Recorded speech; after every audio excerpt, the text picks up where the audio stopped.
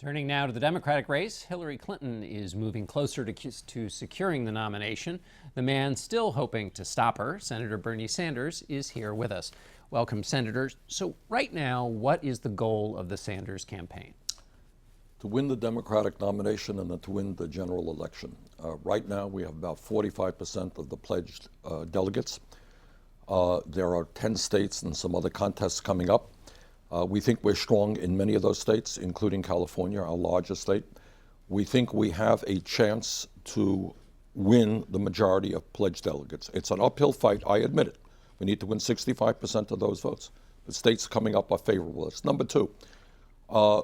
We think we can make the case to superdelegates. And there are many superdelegates now, rather incredibly, who are supporting Secretary Clinton in states that we have won 60, 70% of the vote. And we think we have the right to make the case to those superdelegates, hey, go with the majority of your state. Number two, to superdelegates in general, where she is beating us 10-1, because obviously she is the establishment candidate. Our argument is take a look at which candidate is better suited to beat Donald Trump.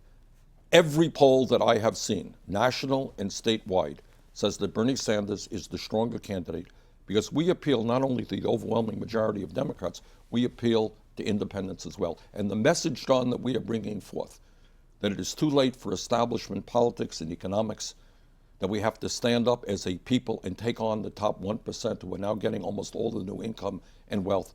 That is resonating in Indiana, where I think we have a shot to win, and around this country. So just to make sure nobody has any misunderstanding, because there's been a lot of back and forth this week, you're fighting as hard to beat Hillary Clinton for the nomination as you ever have been in this campaign. Absolutely. To get there, many analysts, who look at the pledged delegates just say it's mathematically impossible. Are they wrong? Well, here it is. It's difficult. It's not impossible. We will need 65% of the remaining 10 contests, plus D.C., plus Puerto Rico, etc., to do it. Now, 65% is a pretty heavy climb. But these are states, by the way, that I think we're going to do very, very well. And California is out there. California happens to be perhaps the most progressive state in this country. They have the most delegates. It's a tough fight.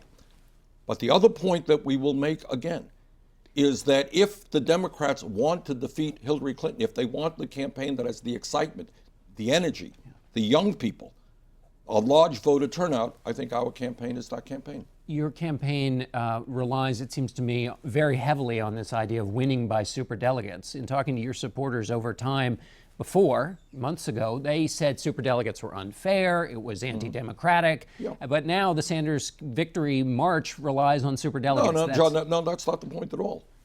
What is unfair is when I win a state by 70% of the vote, and superdelegates in that state vote for Hillary Clinton because they're part of the Democratic establishment. That's unfair. What's unfair is before I even get into the campaign, Hillary Clinton has some 400 or 500 superdelegates who are on her side. That is unfair.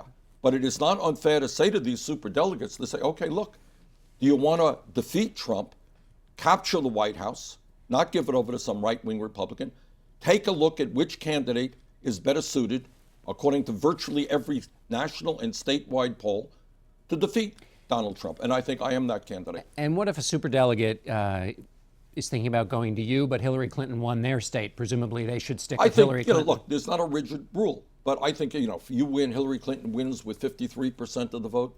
She won Illinois by a point or two, sure. But when a candidate, whether it's Clinton or myself, she demolished us in Mississippi, I think the superdelegates should support her in Mississippi. But when in states like Colorado and in many other states, Utah, etc., we win the overwhelming majority of vote, I think those superdelegates should go with their state. And what this is really about, John, is that the American people from one end of this country to the other are asking fundamental questions about why we are the only major country on earth not to provide paid family and medical leave, not to provide health care to all through a Medicare for all single-payer program, why we have so much income and wealth inequality. The American people really do want change. And people who want change are going to come out to vote. A large voter turnout means Democrats win.